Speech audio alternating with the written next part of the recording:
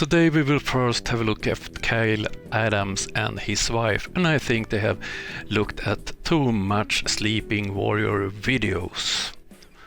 And after that we have a look at the YouTube channel DITRH. I think it's what his real name is. He's misspelled his name, I'm sure of that. And then it's a bit more about cameras and settings and tips and tricks. And as usual, it's the end in the end, with some short news about the channel. Okay, let's look at our first guest, Kyle Adams.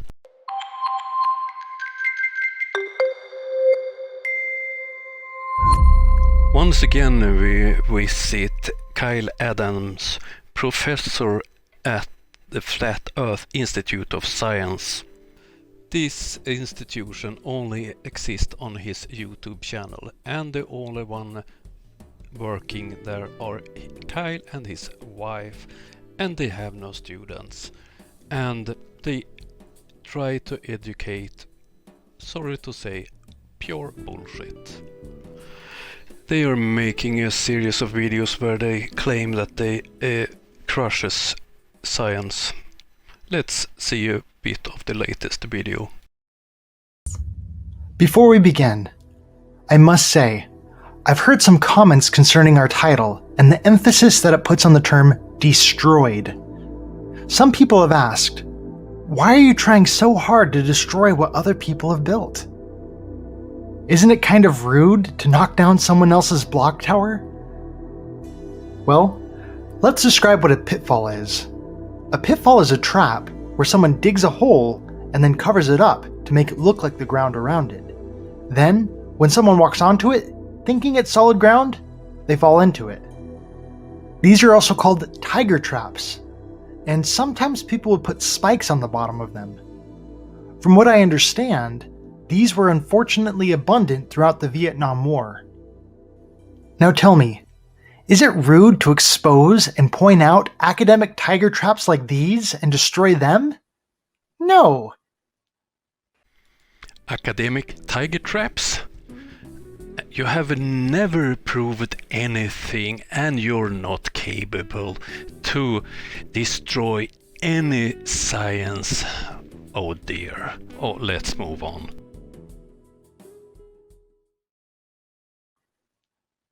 That is a really good way of looking at it.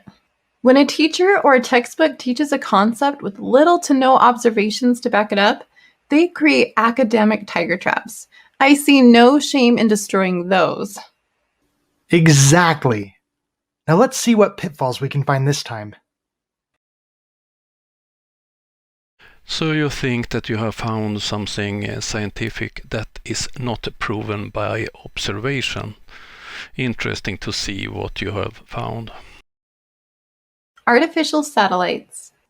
If you drop a ball, it will fall straight down because the force of gravity pulls objects toward the center of the Earth. If you throw a ball horizontally, it will follow a curving path. The force of gravity still pulls the ball toward the Earth, but the ball also moves horizontally as it falls. The greater the speed at which the ball is thrown, the farther it will travel before gravity pulls it to the Earth's surface. For example, a ball thrown at about 8 kilometers a second and not slowed down by air resistance would follow the curve of the Earth. As shown in figure 2-11, the ball would fall toward the Earth, but never reach the Earth's curved surface. Instead, the ball would become an artificial Earth satellite.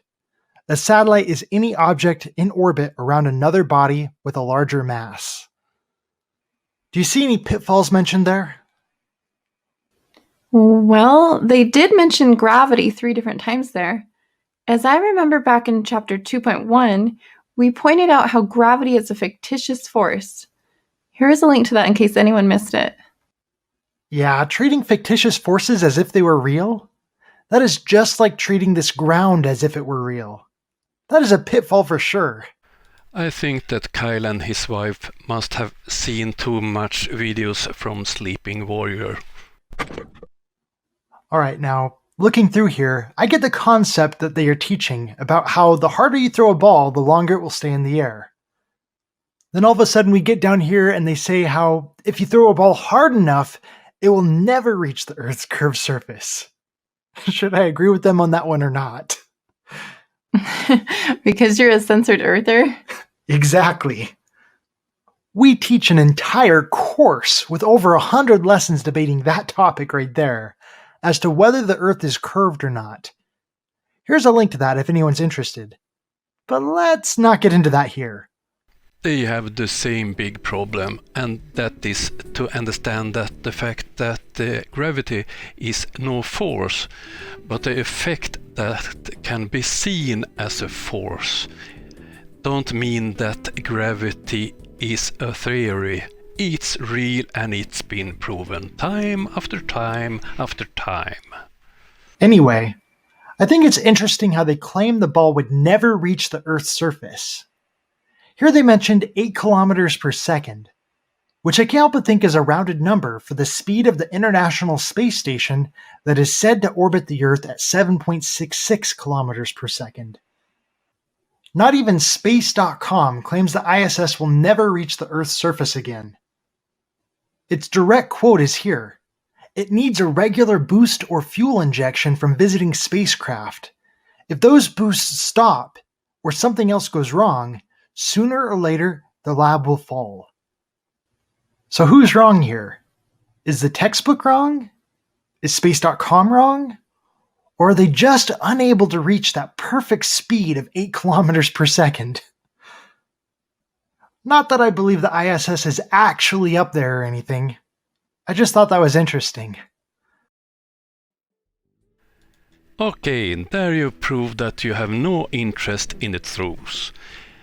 That you don't believe in ISS. It's very easy to observe ISS. You can look at the web pages that tracks ISS and it will tell you when you can see it from your location, and you can take photos of it. Take a photo when it passes the moon. You even can take photos with a simple camera. But of course, you don't do that type of experiment because it would ruin your world. ISS is on a very low orbit over the Earth, and it's constant falling. It's not circling like a geostationary satellite. Those are much farther out in space than ISS. ISS rotates around the Earth with one lap on 90 minutes. A geostationary satellites have the same relative position against the Earth all the time. But as usual, you try to debunk things you don't understand, and you don't bother looking things up, collecting facts, or as you see it, things that we claims. You are only in it to convince people that's all is said in the Bible. The Bible is the proof of everything, and oh dear, you have no idea about science, and you are beep beep beep. Sorry. Have to censor me so YouTube don't delete my video. Okay, let's move on to the next video. I can't stand those two fools anymore.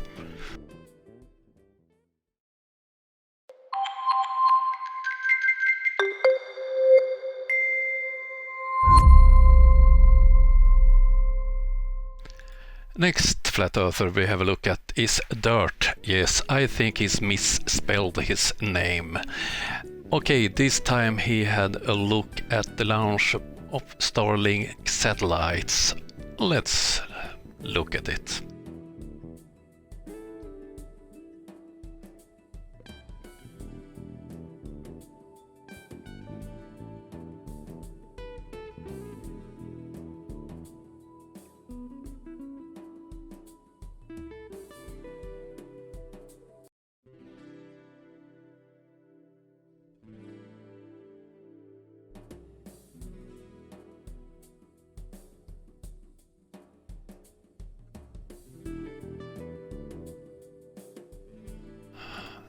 Perhaps it's a new concept for DITRH, but it's no rocket science to stabilize image and cameras. It's done all the time.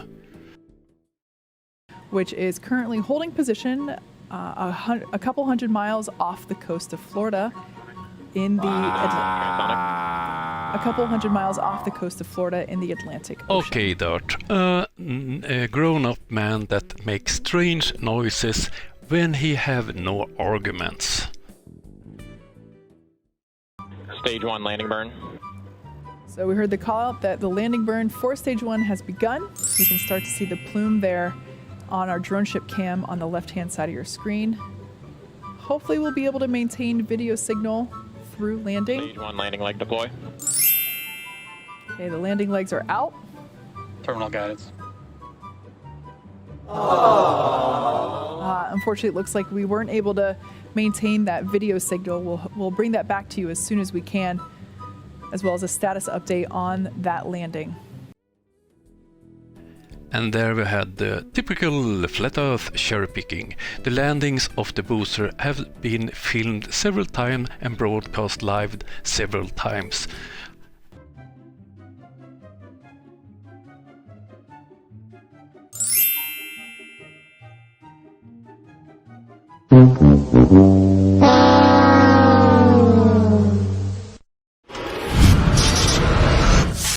As I said before, it was filmed and shown afterward, and it have been shown live several times. You're cherry picking, and you think this is a proof of that space is fake? One thing it proves, and it's that you are fake, my dear sir. Okay, let's move on to the next topic.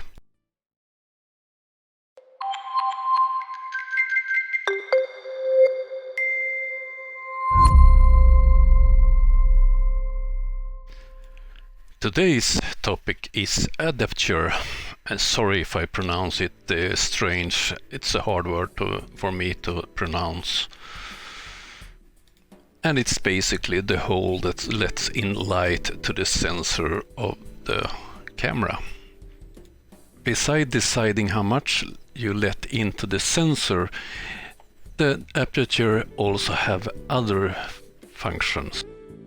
The DITRH decides the depth of field. With that I mean how far you have focus in your picture. With a big opening, small number, it's a shorter part of the image that gets sharp.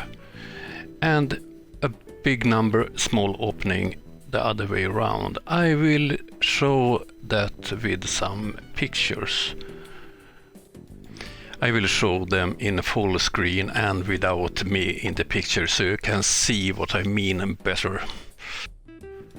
Have a close look at this apple and you will see that it's not sharp, even not on the whole apple, and the leaves in the background is not in focus at all. In this way you focus on the apple and the background and so on is not so interesting. Okay, we will look at a new picture. On this picture I took it a bit too far. If you look closely you will see that it's only sharp on a little bit of the leaf on the lower right corner. But here we have another one. Here I changed the settings and this is how I wanted it to look. So it's quite hard to work with such extreme short depths of field, and you have to use a tripod to manage this type of photos. The latest pictures is photos outside, but the reason that you don't see the background is that I'm using a macro flash. It's a ring flash like you see on the CSI series on television. So in that way I use the flash to isolate the object so you don't see the background at all. In my members videos I will go in more to depth in this type of techniques. I hope you understand what I meant with how you can use the adapter to isolate things or go the other way around to show much and have much in the focus. Okay, let's move on to the last part of this video.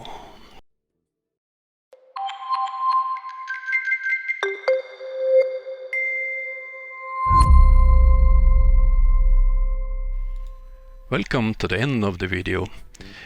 I'm working at the moment on videos for members, and the first topics will be more in-depth videos about the subjects I have in these shows. So it will be more about shutter speeds and how you can use them, depth of field, adapters, and about compression of images and videos. And then I roll on with more. So if you are or will become a member, you will have more material to learn to take better pictures, images, and so on. Okay, that was all for this time. See you on Wednesday, then I will have some updates on the Compass project too. Okay, bye.